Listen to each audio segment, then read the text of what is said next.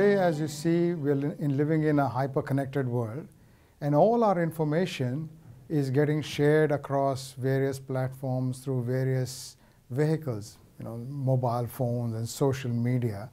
And so data is all important. How you manage data, how you look after data is become a major issue across the world.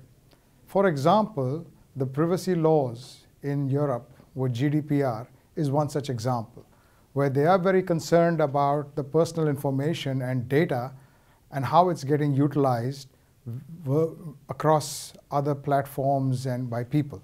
So it's really, really imperative that this is managed and there is accountability on who manages it, who processes it, and who uses it.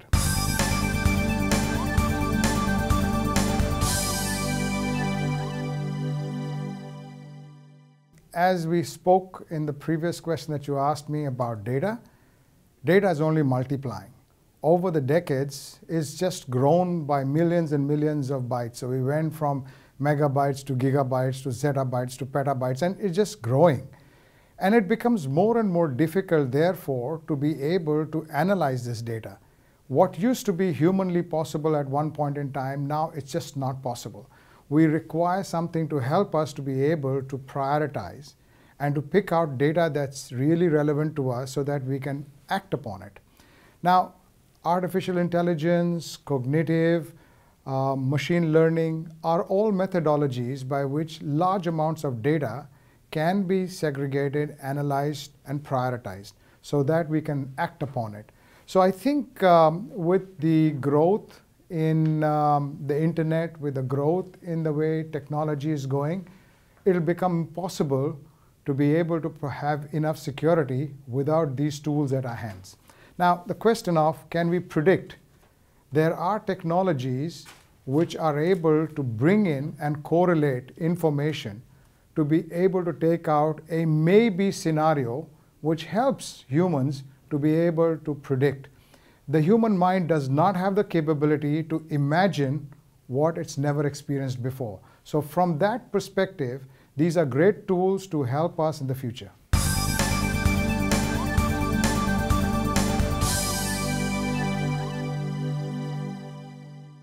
(2018) is going to be on the same lines and maybe even more, considering the amount of hyperconnectivity which will go up, the new devices that will come, new mediums of communications that will happen.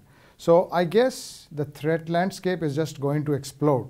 However, there was a study done by the Ponemon Institute which says what is going to be the cost of a data breach. And that's important to understand, because each of these breaches, with or without the information being taken into consideration, has a cost around it.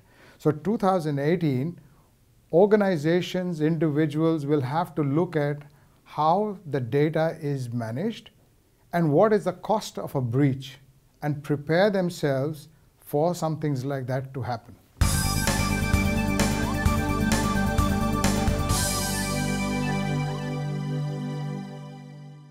As we have seen, financial frauds are the most common because they are, as the word goes, financial, a gain to a hacker.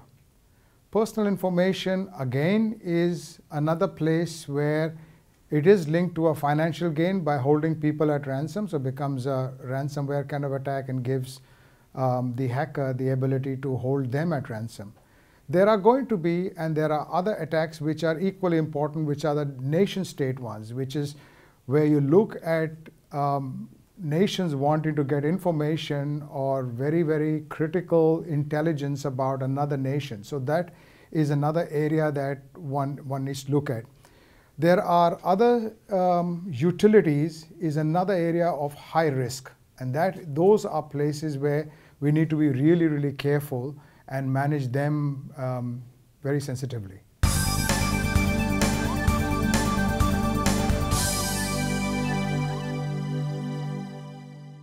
It's interesting because there was a study done and they tried to analyze the complete diaspora of people, pre-millennials and then the millennials, and then wanted to find out what are their behavior patterns. And we notice that the generation before the millennials are ones who are more careful. They will have different passwords, they'll be more careful about how they use, they'll be more careful about how they go to social media. However, the new age next gen doesn't care about it. What they want is something that's fast, something that's feature rich, something that can do a lot more, and the device therefore becomes a multi-purpose communication tool. And hence, if you put a layer of security, it in a way inhibits some of those features. These app companies also need to have these apps coming out very quickly. So the vulnerabilities that exist in apps are far greater and will have reduced functionality if we went with higher security. So those are some of the behavioral things that we're noticing.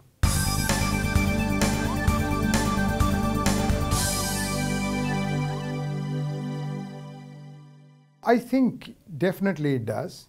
It is able to provide you an end-to-end audit report. So how does the data flow? Where is it going? Where is it initiated? Where has it ended? So it gives you an entire audit trail, which is really, really important. It's got a lot of applications already.